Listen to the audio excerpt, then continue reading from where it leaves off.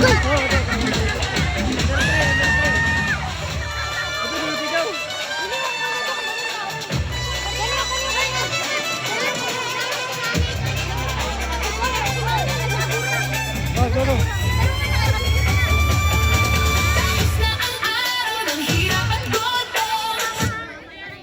evening, everyone. Let's meet our 8 lovely candidates vying the title of Bongga Kanay 2026.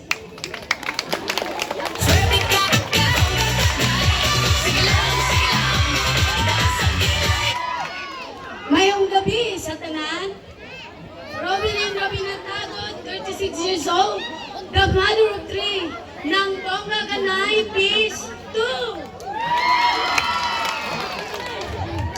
Sibat man ko sa imong pananaw, ayaw ko gikaulaw, kay kining akong pagkaamaw, way lain makatilaw, kundi ikaw.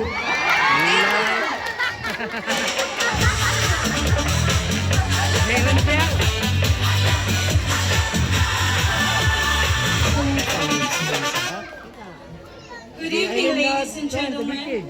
I am a mother who turns challenges into strength and sacrifices into purpose, and love into legacy. Eileen Tabiki Mabansag, 34, a proud and empowered mother of 2 from Phase 2.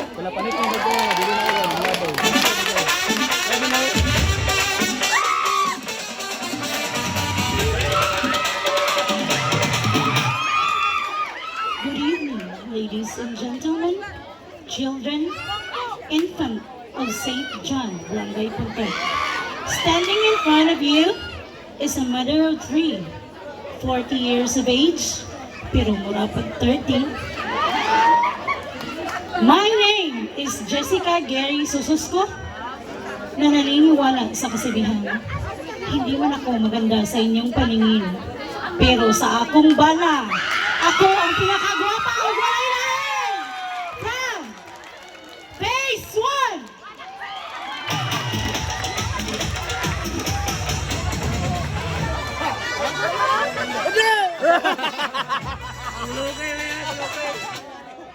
Mothers are the greatest proof that all women are truly strong and brave. Ladies and gentlemen, this is Generosa Espera, 34 years old, and I'm proud mother of 1 daughter and 2 sons, representing from Phase 2.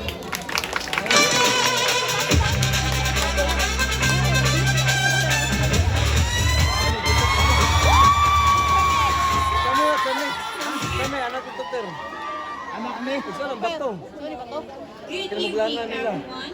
Tonight, I stand here with confidence and pride to show that motherhood does not stop at the moment from shining. Instead, it makes us stronger, more determined, and more beautiful inside. Shena Marisa Laupa, a mother with confidence, grace, and determination, a proud mother of a beautiful girl, standing tall and honored to represent Phase 3!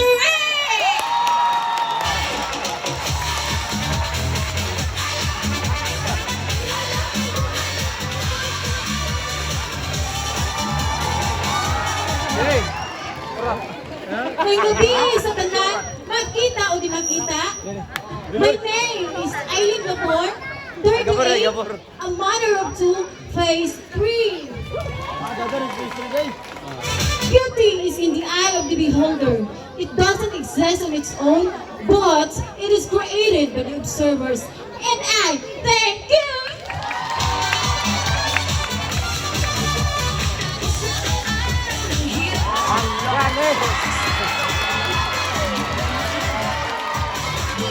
Ngayong gabi sa inyong tanan, madiskarte, hardworking na inahan niya sa inyong atubangan. Walita mindahe, dunay tulo ka anak, walay papa. Kinsay available?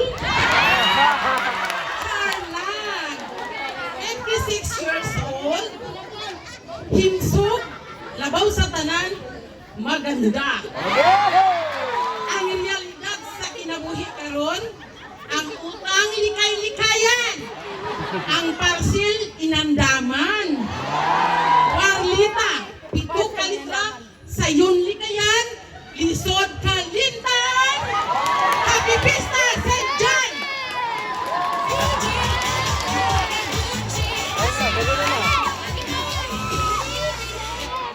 Maayong gabi, St. John!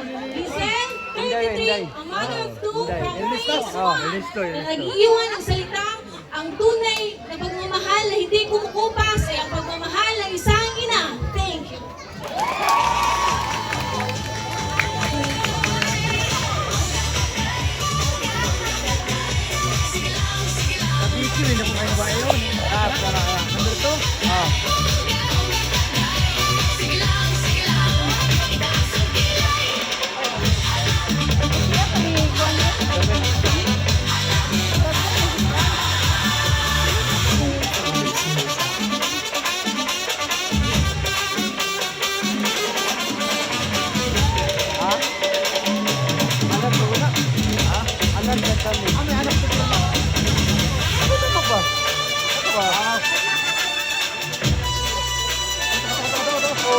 There you have it, ladies and gentlemen. Our